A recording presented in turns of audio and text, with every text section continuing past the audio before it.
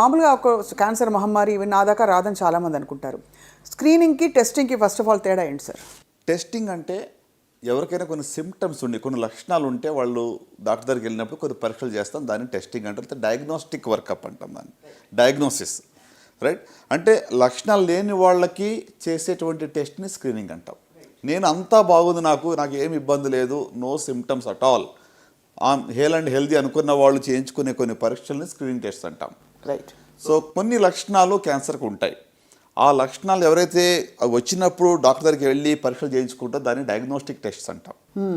So కనుక నేనేమంటానంటే లక్షణాలు వచ్చేదా కూడా వెయిట్ చేయకుండా మనం లక్షణాలు లేనప్పుడే కూడా కొన్ని టెస్టులు చేయించుకుంటే క్యాన్సర్ని మరింత ముందుగా గుర్తించే అవకాశం ఉంటుంది. Right right. అంటే అర్లీ డిటెక్షన్ సేవ్స్ లైఫ్స్.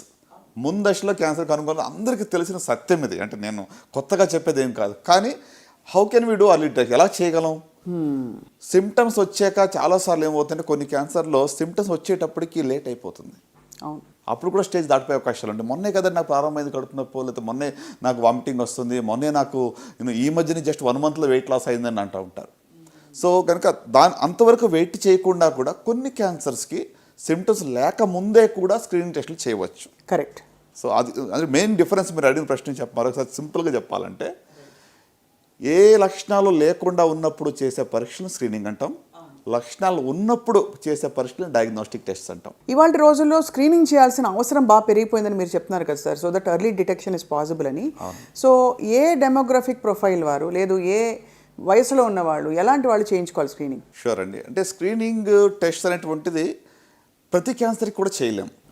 ఒక 200కి పైగా క్యాన్సర్ రకాలు ఉన్నాయి. సో అన్ని క్యాన్సర్లకి మనం స్క్రీనింగ్ టెస్టులు చేయాలంటే జరగని పని. ప్రతిరోజు కూడా నాకు ఏదో క్యాన్సర్ వస్తుందని భయంతో బ్రతకాల్సిన అవసరం లేదు. రైట్. సో కనుక మోస్ట్ కామన్ సర్వసాధారణంగా కనబడే క్యాన్సర్స్కి మాత్రమే స్క్రీనింగ్ టెస్ట్ చేస్తాం. అది కూడా పాపులేషన్ బేస్డ్. ఎక్కువ మందిలో ఎక్కువ సాధారణంగా కనబడే క్యాన్సర్స్కి మనకు స్క్రీనింగ్ టెస్టులు అందుబాటులో ఉన్నాయి. ఉదాహరణకు ఆడవాళ్ళలో మీరు చూస్తే రొమ్ము క్యాన్సర్ నెంబర్ 1 రండి. ప్రతి 8 మందిలో ఒకళ్ళకి రొమ్ము క్యాన్సర్ వచ్చే అవకాశం ఉంటుంది. వచ్చేది అంటే మనకున్న జనాభాను మనం చూస్తే చాలా హై నంబర్, అది లైఫ్ టైంలో వచ్చే రిస్క్. అవును. సో ఇండియన్ కాంటెక్స్ట్లో 1 in 26, 1 in 28 అని అంటాం, కానీ బట్ మన డేటా కరెక్ట్గా లేదు. రైట్. సో కనుక రిస్క్ డెఫినెట్గా హై ఉంది, పాపులేషన్ కూడా చాలా ఎక్కువగా ఉంది. సో కనుక రొమ్ము క్యాన్సర్కి స్క్రీనింగ్ టెస్టులు అందుబాటులో ఉన్నాయి. అలాగే సర్వైకల్ క్యాన్సర్, గర్భాశయ ముఖద్వారపు క్యాన్సర్, దానికి సంబంధించి కూడా స్క్రీనింగ్ టెస్టులు మనకు అందుబాటులో ఉన్నాయి. అట్లనే ఓరల్ క్యాన్సర్స్, నోటి క్యాన్సర్స్ కానివ్వండి, కోలాన్ క్యాన్సర్స్ కానివ్వండి, రైట్, లేక లంగ్ క్యాన్సర్స్. ఇప్పుడు హై రిస్క్ ఉన్న వాళ్ళలో లంగ్ క్యాన్సర్ కూడా స్క్రీనింగ్ టెస్టులు అందుబాటులో ఉన్నాయి. సో 4-5 రకాల క్యాన్సర్లుకి మనకి స్క్రీనింగ్ టెస్టులు అందుబాటులో ఉన్నాయి. రైట్. అంటే అన్ని క్యాన్సర్ని ఒక టెస్ట్తో కనుగొంటారనేది లేదండి ఇంతవరకు. మల్టీ క్యాన్సర్ డిటెక్షన్ అని చెప్పి ఒక రీసెర్చ్ నడుస్తూ ఉంది అమెరికాలో. ఇంకా దానికి ఇంకా చాలా టైం పడుతుంది. అంటే బ్లడ్ టెస్ట్తోనే మొత్తం బాడీలో ఏ క్యాన్సర్ ఉందని తెలుసుకునే స్టేజ్లో మనం ఇంతవరకు రాలేదు. Right right right. సో కనుక ఆడవాళ్ళలో కొన్ని క్యాన్సర్ మనం చూసాం. రొమ్ము క్యాన్సర్ కానీ, గర్భాశయ ముఖద్వారపు క్యాన్సర్ కానివ్వండి, పెద్దపేగు క్యాన్సర్ కానివ్వండి, ఓవిరియన్ క్యాన్సర్ కానివ్వండి, లంగ్ క్యాన్సర్ కానివ్వండి, వీటికి కొన్ని టెస్టులు మనకు అందుబాటులో ఉన్నాయి. అలాగే మగవాళ్ళలో చూసినట్లయితే మరి ప్రోస్టేట్ క్యాన్సర్ సర్వసాధారణంగా ఉంటుంది. దానికి సింపుల్ బ్లడ్ టెస్ట్ ద్వారా కానీ మనం స్క్రీనింగ్ చేయొచ్చు. సిమ్టమ్స్ లేకుండా 50 సంవత్సరాలు పైబడిన వాళ్ళకి ఒక సీరం ప్రోస్టేట్ స్పెసిఫిక్ యాంటీజెన్ చేస్తే సరిపోతుంది. ఇప్పుడు ఆడవాళ్ళు మనం ముందుగా అనుకున్నట్టుగా ఇప్పుడు మ్యామోగ్రఫీ అండి, 40 సంవత్సరాలు పైబడిన వాళ్ళు ఒకసారి మ్యామోగ్రఫీ చేయించుకోవాలి. అంటే నాకున్న పెయిన్ పాయింట్ ఏంటంటే, ఈవెన్ ఎడ్యుకేటెడ్ పీపుల్లో అర్బన్ ఇండియాలో కూడా మనం చూస్తే 1% కన్నా ఎక్కువ స్క్రీనింగ్ చేయించుకోవటం లేదు.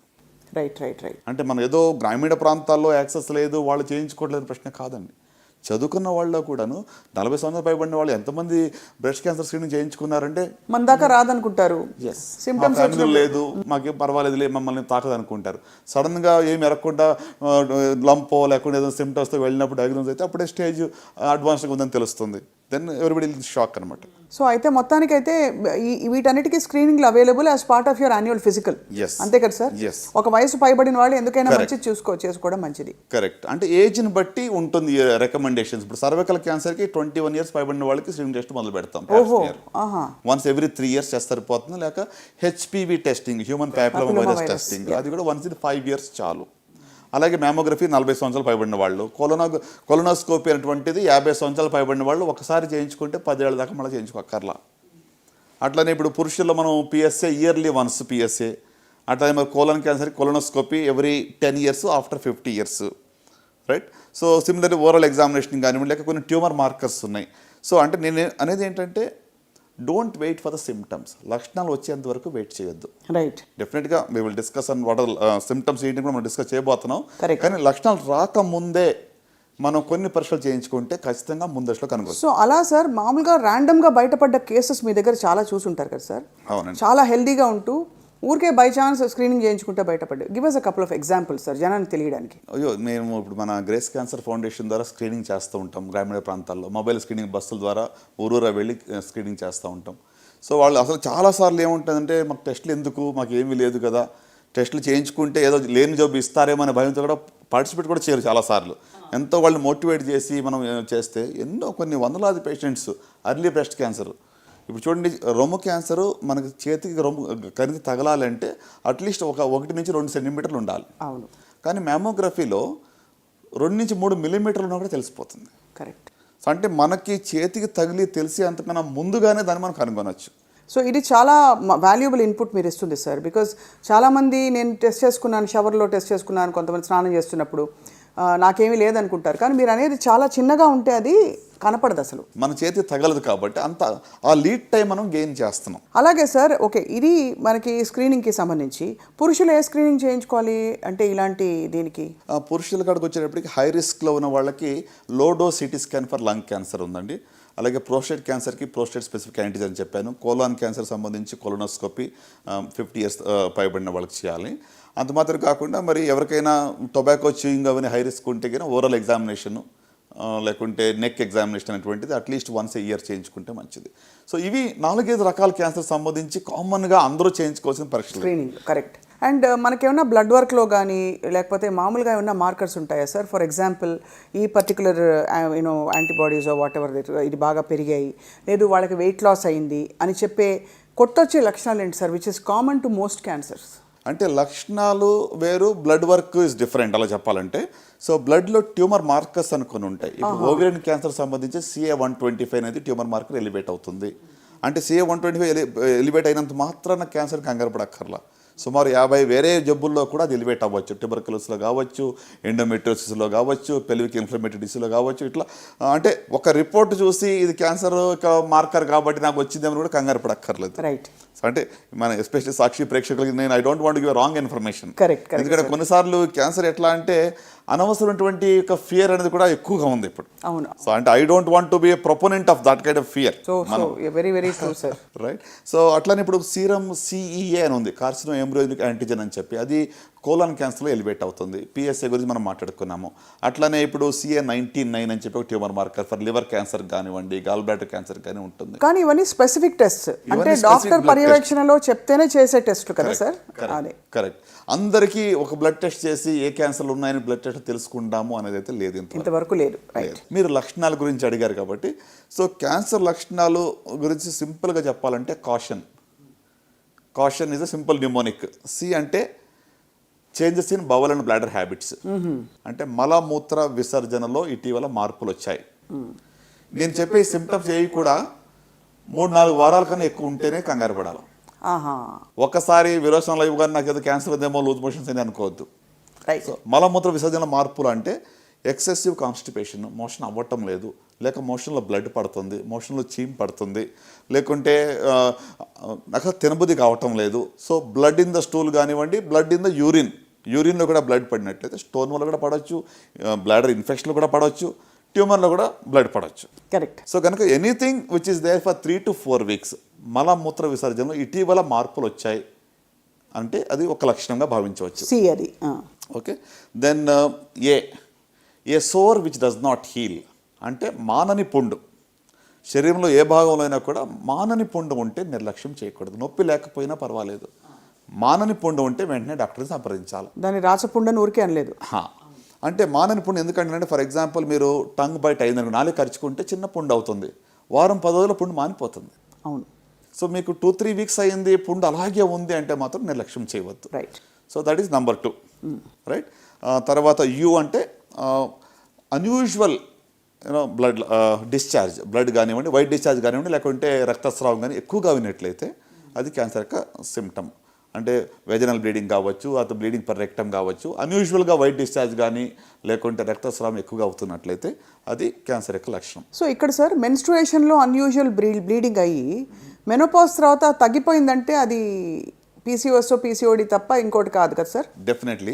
ఇంకొకటి మీరు ఇది అడిగారు కదా, పోస్ట్ మెనోపాసల్ బ్లీడింగ్ అని వస్తే గిన never to neglect that. So post menopausal బ్లీడింగ్లో యూటరిన్ క్యాన్సర్ ఉందా లేదా అని తెలుసుకోవడం చాలా ప్రాముఖ్యం. నెంబర్ 1 ఇంటెన్షన్ మాకు అదై ఉంటుంది. పోస్ట్ మెనోపాసల్ బ్లీడింగ్ అనేది అసలు డాక్టర్ నిర్లక్ష్యం చేయకూడదు, పేషెంట్ నిర్లక్ష్యం చేయకూడదు. రైట్. సో కనుక వైట్ డిశ్చార్జ్ కూడా ఎక్సెసివ్గా అయితే కూడా నిర్లక్ష్యం చేయకూడదు. So unusual discharge are bleeding is the third category of symptoms. Right. So next ఇప్పుడు మనకి CIU అయిపోయింది. T అంటే thickening or lump anywhere in the body. Okay. చాలా మందికి పుట్టుకతోనే చిన్న చిన్న గడ్డల బాడీలు చాలా ఉంటూ ఉంటాయి. లైపోమస్ అంటాము, లేకపోతే న్యూరోఫైబ్రోమస్ అంటాం. వాటి కోసం కంగారు పడక్కర్లేదు. ఇటీవల గడ్డ ఏర్పడింది, నాకు నొప్పి లేదు కానీ ఆ గడ్డ సైజు పెరుగుతూ ఉంది అంటే మాత్రం నిర్లక్ష్యం చేయకూడదు. ప్రత్యేకంగా మరి యంగ్ ఫీమేల్స్ నేను చెప్పాల్సింది ఏంటంటే, ఆడవాళ్ళలో 20 to 40 yearsలో ఉన్న వాళ్ళలో పాలగడ్డలు అంటాం, ఫైబ్రోడినమస్ అంటాం. సో 90% అవి బినైన్, మామూలు గడ్డలు, అవి క్యాన్సర్ గడ్డలు కాదు. సో నాకు రొమ్ములో కనుతుంది కాబట్టి ఏదో క్యాన్సరా అని కూడా ఊరుకునే కంగారు పడద్దు. రైట్. బట్ మీకున్న కణితి బినైనా లేక మ్యాలిగ్నెంట్ అని తెలుసుకోవడానికి మాత్రం ఒకసారి డాక్టర్ని సంప్రదించండి. సో ఇటీవల కణితి రొమ్ములో కానీ శరీరం ఏ భాగంలో అయినా కూడా కొత్తగా కణితి ఏర్పడి అది సైజు పెరుగుతూ ఉంది, నొప్పి లేకుండా ఉన్నా పర్వాలేదు, దాన్ని మాత్రం నిర్లక్ష్యం చేయకూడదు. So that is thickening or lump anywhere in the బాడీలో ఎక్కడైనా కూడా కొత్తగా కణితి ఏర్పడడం. రైట్. సో నెక్స్ట్ ఐ అంటే indigestion or difficulty in swallowing. అంటే అజీర్తి అవుతా ఉంది, మృంగలేకపోతున్నాము, నీళ్లు లేకపోతే గుట్టక వెళ్ళటం లేదు.